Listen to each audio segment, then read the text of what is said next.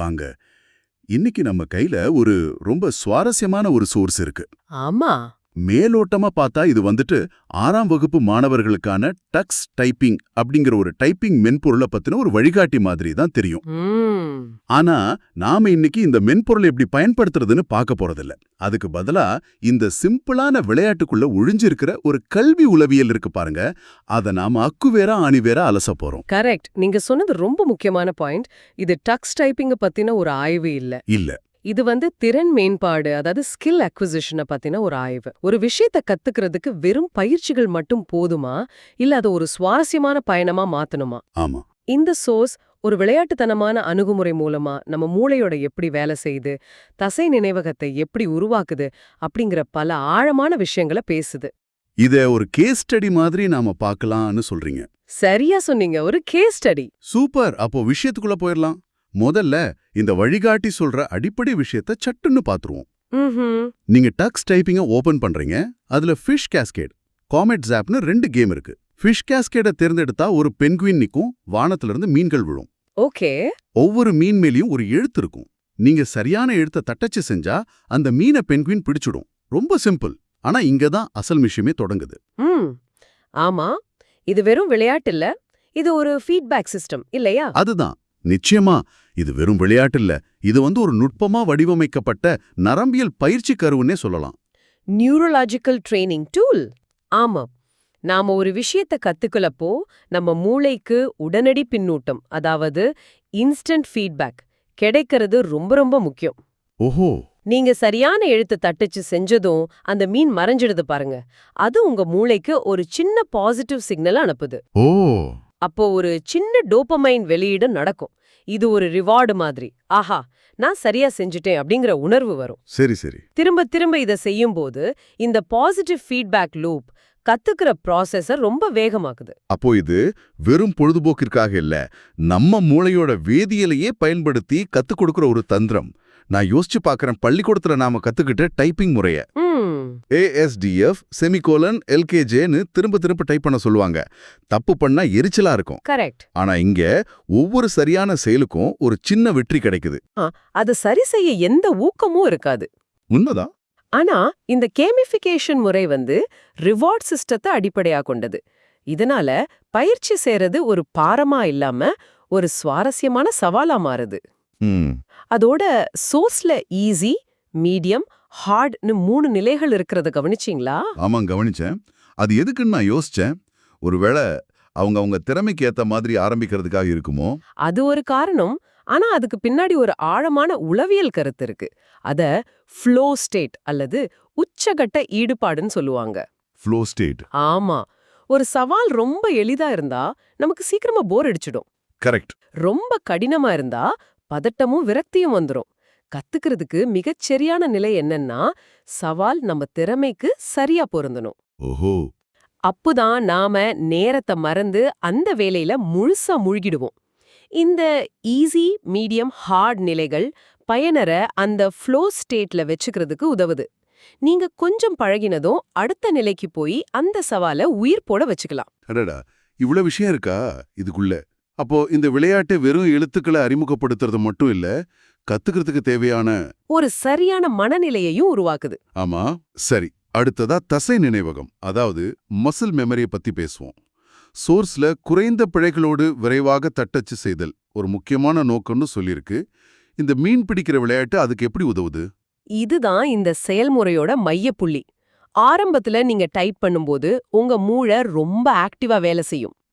K எழுத்து எங்க இருக்குன்னு யோசிப்பீங்க, கீபோர்ட பாப்பீங்க, அப்புறம் விரலை நகர்த்துவீங்க. இது ஒரு கான்ஷியஸ் எஃபர்ட். அதாவது நாம உணர்ந்து செய்யற ஒரு செயல். கரெக்ட். ஆனா மீன்கள் வேகமா விழ ஆரம்பிக்கும் போது என்ன ஆகும்?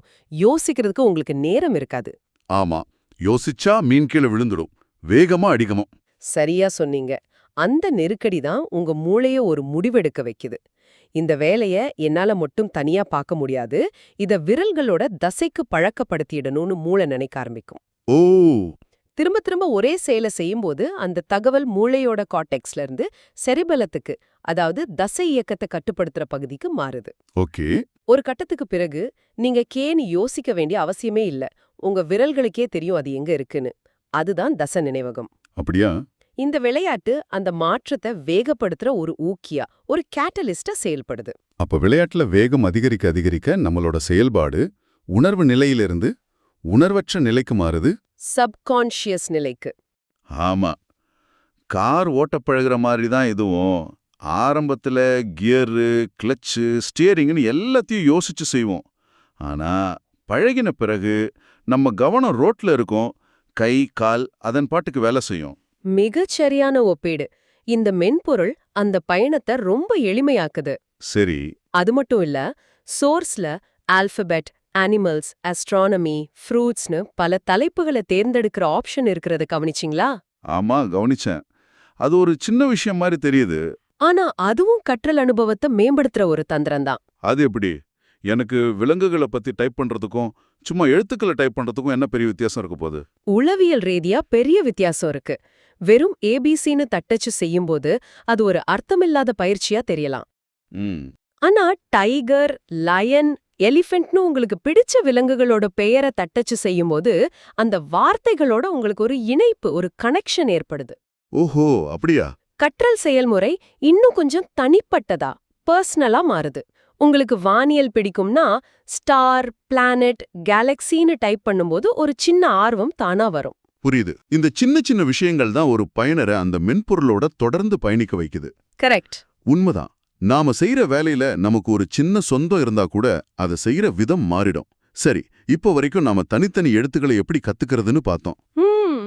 ஆனா நிஜ வாழ்க்கையில நாம எழுத்துக்களை டைப் பண்றதில்ல, வார்த்தைகளையும் வாக்கியங்களையும் டைப் பண்றோம்.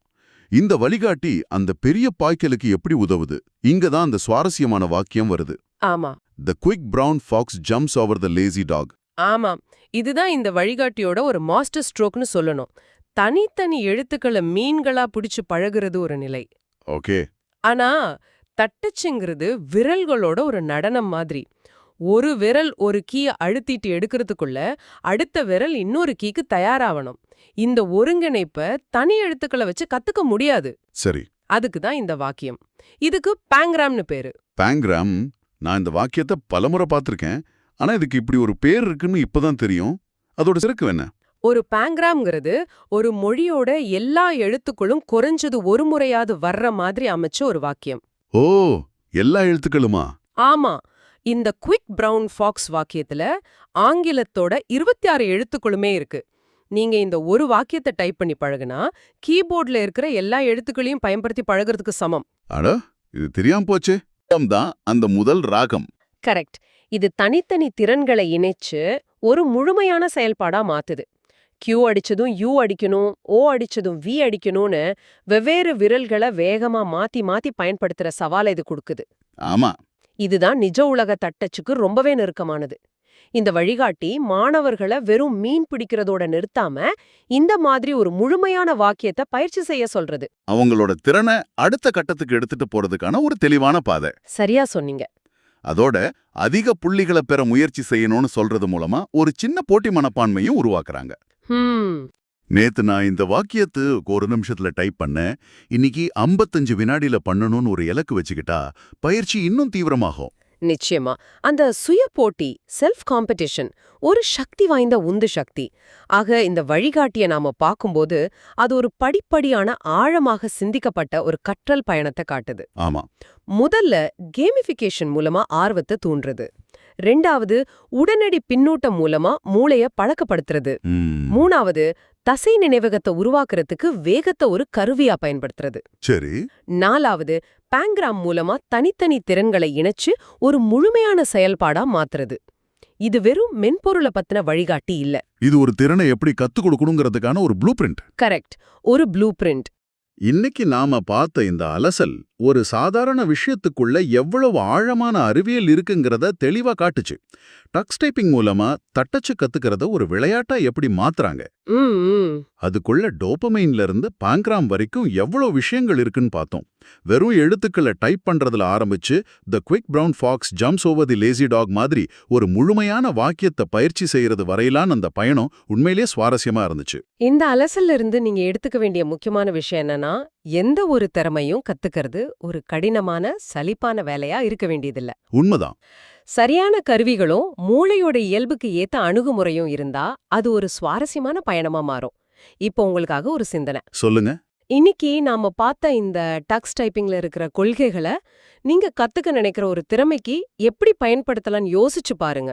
ஓ, அது ஒரு புது மொழியா இருக்கலாம், ஒரு இசைக்கருவியா இருக்கலாம், இல்ல ஒரு சாஃப்ட்வேரா கூட இருக்கலாம். அதுக்கு ஒரு ஃபிஷ் கேஸ்கேட் விளையாட்டா உங்களால உருவாக்க முடியுமா? அதாவது ஒவ்வொரு சின்ன வெற்றிக்கும் உடனடி பின்னூட்டம் கிடைக்கிற மாதிரி ஒரு பயிற்சி. கரெக்ட். அதை விட முக்கியமா அந்த திறமையோட எல்லா அம்சங்களையும் உள்ளடக்கிய உங்களோட குவிக் பிரவுன் ஃபாக்ஸ் வாக்கியம் எதுவா இருக்கும்? நல்ல கேள்வி. அந்த ஒரு முழுமையான பயிற்சி எது? எதை செஞ்சா அந்த திறமையில நீங்க அடுத்த கட்டத்துக்கு போக முடியும்? இது யோசிச்சு பாருங்க.